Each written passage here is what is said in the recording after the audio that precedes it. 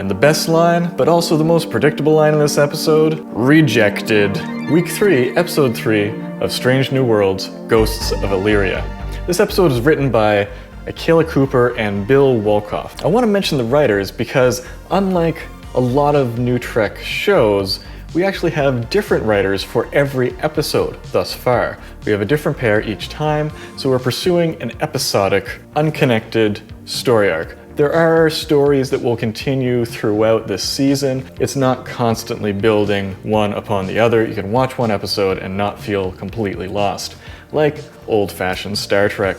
It's comforting, but will it be enough to catch a new audience? I guess we'll find out. Now, I have to point out that the Illyrians are not a new species. This is a species that was introduced in the show Enterprise, as the Enterprise was heading into the Delphic Expanse, and honestly, unfortunately, this is one of the worst episodes of Enterprise ever made, because it is the one where Archer decides to cripple, disable, and steal the warp core from an Illyrian's starship and strand them with no hope of rescue. This is some rough stuff, and one of the big issues that I had with that season of Enterprise, it pushed us to a place that we didn't really feel comfortable being with Star Trek. But here we are on an Illyrian colony, but everyone seems to be gone. And there is a coming ion storm. Ion storms being just a classic trope of Star Trek. This time looking a little different than usual. This looks like the special effects team mixed up a gasoline fire with some lightning. I don't know, it looked cool, but it looked novel at the same time, not something we'd seen, and it's like really encroaching on the planet. This is something we've seen before, again, as I keep saying with Strange New Worlds, lots of things we've seen before. But I have a bit of an issue with ion storms entering a planet's atmosphere, because an M-class planet, by its very nature, is surrounded by a strong atmosphere and a strong magnetosphere. And the magnetosphere is going to wreak havoc on something specifically like an ion storm that has charged particles. It's unlikely that an ion storm would reach a planet without some sort of a cataclysmic event from happening. Now, I know, ion storms are largely a totally made-up phenomena in the Star Trek universe, but just applying the basic amount of science to that is a cloud of charged particles, this is going to be torn to shreds by the planet's magnetosphere. And it wouldn't just be able to like pass by the planet, it would be warped around, and anyway, I digress. Let's continue into the story. On the planet below, they've got to get out there. They saw this ion storm coming, and one of their officers was dilly-dallying. Did he lose track of time? I don't know. And that officer was Spock. I would have a less of an issue with this if the captain himself had lost track of time. But Spock doesn't lose track of time. That's a little bit far-fetched. And so eventually everyone gets back up to the ship except for those two who are stranded below as the ion storm approaches. And once the away team is back on the ship, we are once again into another classic Trek trope of a disease spreading on the ship, like the naked time, the naked now. We've seen this before. This one's a little bit different. It's not a conventional virus, but then again, those past viruses weren't as well. This one is light-based.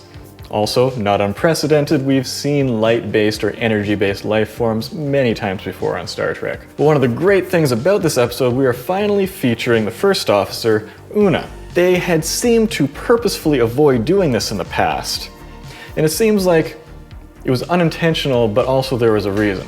Now, there were some complaints in the past of the secondary or tertiary characters being focused on as Strange New Worlds began, and forgetting about Pike and Number One. The reason for that was we already knew who these people were, and we didn't really need to introduce them.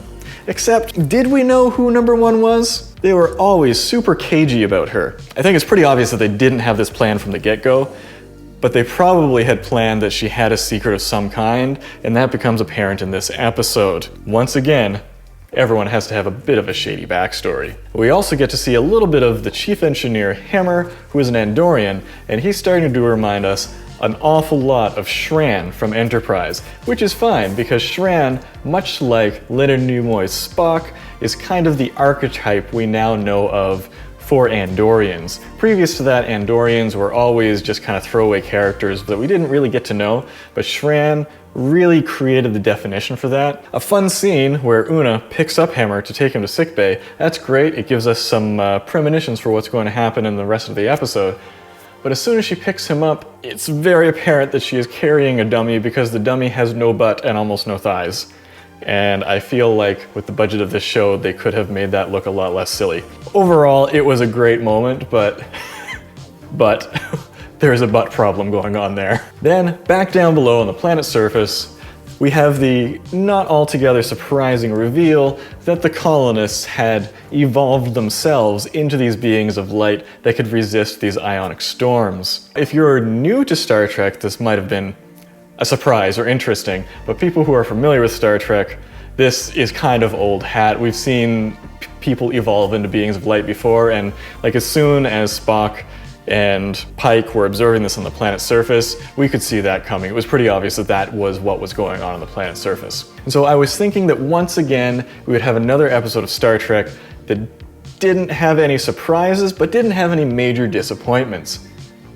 But hold the phone, they do manage to flip it just a little bit on us. Now I want to stop for just a moment here and point out that as a photographer and a videographer, I have noticed that in this show they don't appear to be using cinema lenses. In the past, especially on Discovery, they're using some very high-end cinematography. But for some reason, on this show, the lenses that they're using have very apparent focus breathing, which is when something comes toward the camera and back, and the background shifts its size. This camera has focus breathing compensation turned on, and so it's not doing that. But in the show, if you look and they do a focus pull from someone in the foreground to someone in the background, the size of the frame wobbles. Now, most people won't notice this, but as someone who's aware of that, I find it a little bit distracting and a little bit puzzling. What are they using to record this series? Is it like a FX6 or a Sony Venice with like a Sony lenses, E-mount lenses on it? Because like consumer and photography lenses generally aren't corrected well for that, and so it appears to be the case that that's what they're doing, or maybe it's just cheaper cinema gear.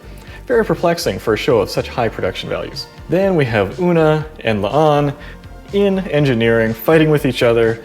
Both of them appear to be very strong individuals. We already knew this about Una. La'an possibly has some superior genetic DNA in her history as well from being related to Khan. Una, we have now discovered, is genetically engineered as well. Quite a knockout fight that they had there. Not amazingly well choreographed, but still a really great scene, especially because they had that prior connection. And then, finally, we have Nurse Chapel's genetic engineering expertise actually making sense when she is able to rapidly take the information from Una's body and translate it into a cure. And I feel like we have a disconnect here between the first two episodes and this current episode. In this episode, the writers seem to have much more awareness of the past of Star Trek and the rules that they're supposed to be following. Not that the first two had did a terrible job of this, but just introducing Chapel as someone who understood genetic engineering, was able to create things on the fly like that, was super weird because it's supposed to be illegal. But now, all of a sudden, she can use those skills to fix the situation.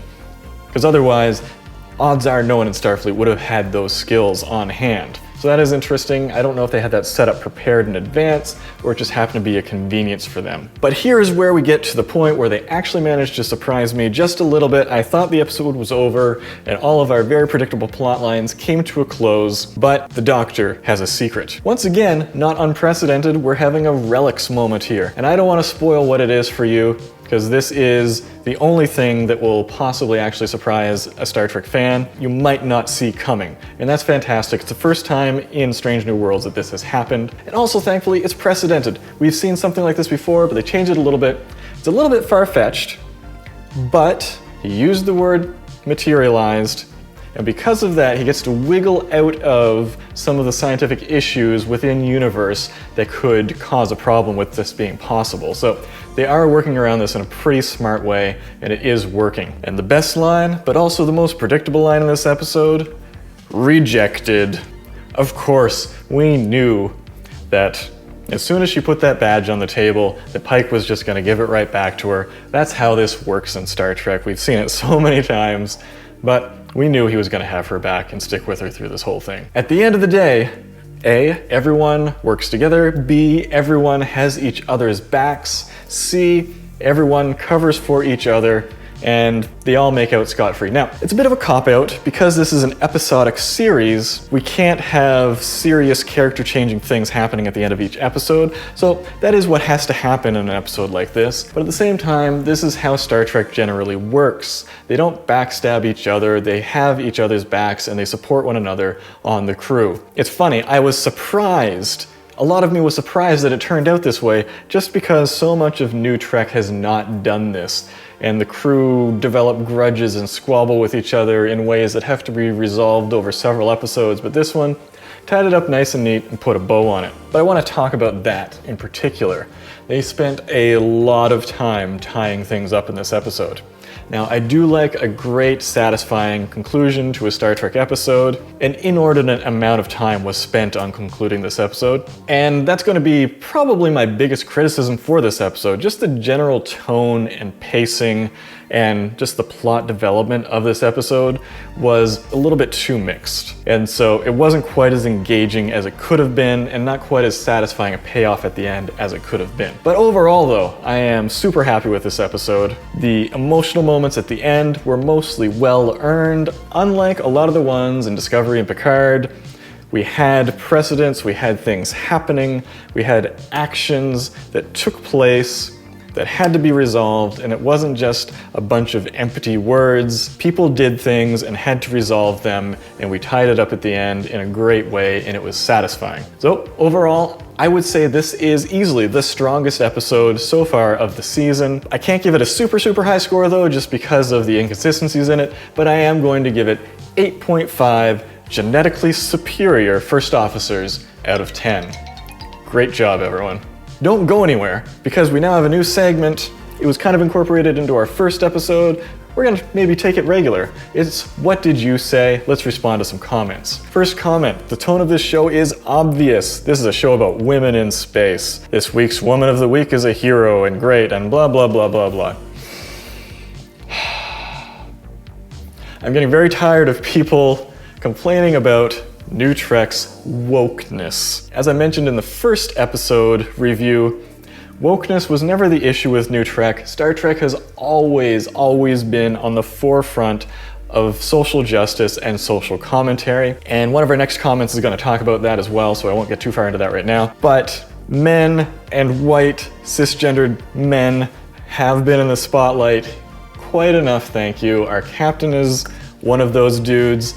I think that women are allowed to have some free agency in space now. If you have an issue with that, I don't know. Star Trek probably isn't the show for you. Right from the beginning, Star Trek has been putting women in seats of command where they normally wouldn't be. The pilot had number one in there, but the studio wouldn't allow her to stay in, which is, from today's perspective, crazy. The original Star Trek still had a racially diverse cast, which was just a few years after racial segregation was ended in the States. It's shocking how today those things might seem so simple, but they were revolutionary concepts and really paved the way at the time. If you can't handle a few women having choices and being able to pass the Bechdel test, then I don't know what to tell you. Moving right along, our next comment. Impressed with the execution. It was so good to finally see a mature take on social commentary instead of being on the nose and too emotional. I actually had this in my script and took it out so I can respond to this fantastic comment. Other New Trek series were so on the nose with their social commentary that it was just painful. What do I mean by that? Instead of using allegory to have commentary on social issues, they would just outright have those social issues and specifically say what they thought about them. But instead, we have a show that talks about prejudice and talks about personal differences, and without getting super heavy-handed and preachy about it, still produces a position and a narrative that is meaningful and impactful. And at the end of this comment, they said, only a single shot fired in the whole episode. Also fantastic. You can have conflict without shooting people. Next one, 7 out of 10. Who are we really? An episode focused on Una with a fairly lightweight story, lots of introspection, and too much monologue and narration. Still decent, falls below the standards of the first two installments. Okay, so for the last part, obviously I disagree with that. I think this one's better than the first two installments. But the first part, totally agree. It's a lightweight story, a little bit too much introspection, but still really nice. episode. Mostly agree there. And last, we have someone saying, trying really hard to like this, not happy at all. It's so generic and sadly predictable, which Star Trek never was. Whoa, wait a minute. Star Trek has always been, most of the time, very predictable. I'm sorry to tell you this if I'm the one breaking the news to you. I also would cut them a little bit of slack with the whole Ion Storm thing because this actually comes before the original series, and in that show, they constantly had Ion Storm issues, and by the end of it, like, it was just getting stupid. Like, you guys have been in this position before. But Strange New Worlds has the excuse that they maybe haven't been in this position before. This is before the original series. Yes, it's still a terrible plot device a lot of the time, but it works, and they have more of an excuse than Kirk and Spock ever did on the original series. And he mentions that, yep, we totally see the whole plasma energy creatures thing coming. I agree with that, of course. He says that the story of the child stuck in the pattern buffer is totally random, but we actually knew that Dr. Mbega had this history. Unfortunately, almost every officer on a starship still with New Trek has to have a tortured past, and this was part of his tortured past. We actually did signal this, and we did earn this moment even outside of this episode, so I don't take issue with that quite as much as you do. What did you think about this episode? Let me know down in the comments below, and I will get back to you on that. Until next time, I'll catch you later.